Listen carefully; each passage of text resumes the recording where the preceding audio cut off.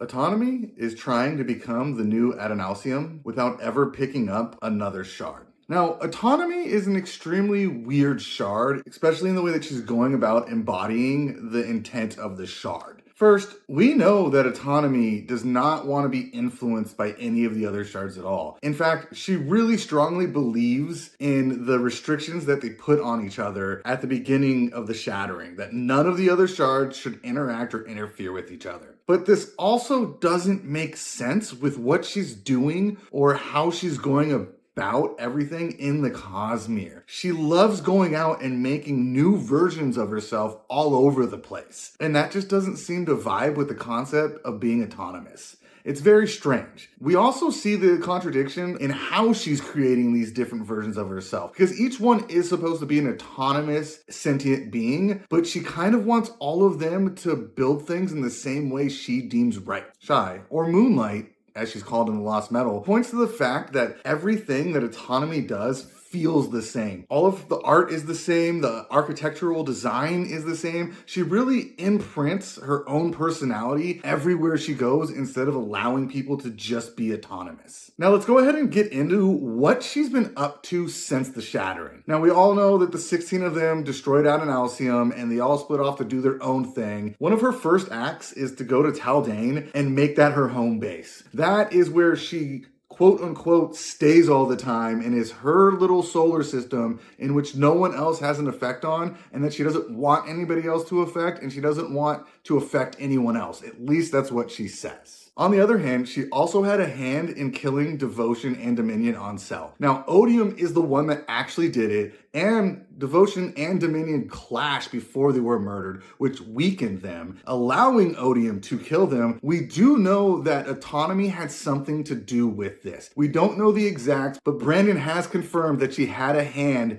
in the killing of those two shards. Another thing that she's up to that doesn't seem too autonomous is the fact that she's going all around the COSMERE and spreading religions. She's seeding the ground for her to be able to show up somewhere and make big changes in that area so that it's ready for her. So that if she ever finds a reason, she can go back there and she can do things, which is what we see in Mistborn Era 2. And even more than just spreading religions throughout the COSMERE, she's doing something that's a lot crazier. She's creating avatars of herself. These avatars aren't just mini versions of her. They're actually their own distinct personalities that are imbued with her power. This is how she justifies making them, even though it seems like it would be counterproductive to being autonomous. They're supposed to be autonomous bodies of investiture that have their own will and can do whatever they want. One of the first avatars we know she makes is the Sandlord on Taldain. Who knows how much control she really has over the Sandlord? You would expect it to be a lot, especially because it's in her home world where she's investing the sun and giving the magic powers to the people. Then one of the other main avatars of her that we know of is Patji. Now, from words of Brandon, we know that there was already investiture on First of the Sun, but she eventually found that and turned it into Patji, which is just another avatar of herself. Then a much more less known one is Obrodai.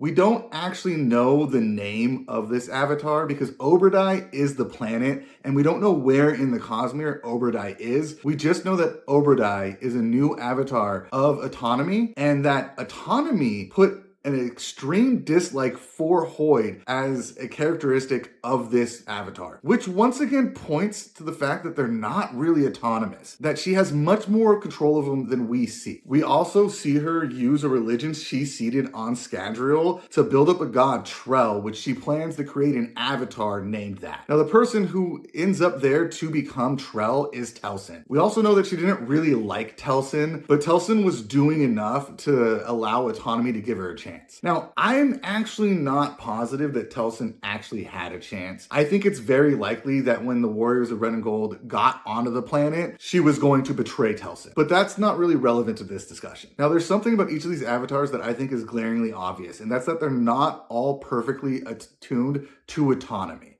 It's almost like she's using her power of autonomy to create avatars that will embody different things. Patji, for example, is obsessed with trials and survival. which seem much more in line with a shard like survival. Obrodai, on the other hand, has been embodied with hatred for a specific person, which is a very strong emotion. Now, we don't know anything about her, but we do know that odium is the god of emotion. The Sandlord, on the other hand, really likes controlling other people, which seems somewhat similar to Dominion. To be honest, I'm not trying to say that each of these avatars are necessarily pointed towards those shards or any shards at all. I'm just saying that their personalities do not seem to be in line with Autonomy. But I still think that they're actually perfect to pick up other shards. If Autonomy doesn't want other shards influencing each other, if she wants all of them to be separated and away from each other, but she can't control them, then it makes sense that she might be building up all of these different avatars to actually pick up other shards so she can guarantee that everybody is separate and that no more clashes would happen. The biggest weakness to this, though, is the fact that none of these avatars have attempted to pick up a shard. Now, I think there's an obvious explanation for this, and that is the King's Gambit. As we see at the end of Wind and Truth, picking up a second shard is a terrible idea. And yes, what I'm saying is that she's creating new avatars that can pick up the shards, so she wouldn't technically be picking up a second shard. But if one of her avatars picked up a shard, every shard in the COSMERE would be 100% aware of it, and they would immediately know what she's up to. There is also the danger that she doesn't have 100% control of her avatars. They are supposed to be autonomous. Once again, as we see in the text from Patji to Hoyd in Oathbringer, Patji speaks of himself in both the singular and plural. This shows a sign that all of the avatars of Autonomy think of themselves as not only themselves, but as a whole. Now we know that Dominion and Devotion are actually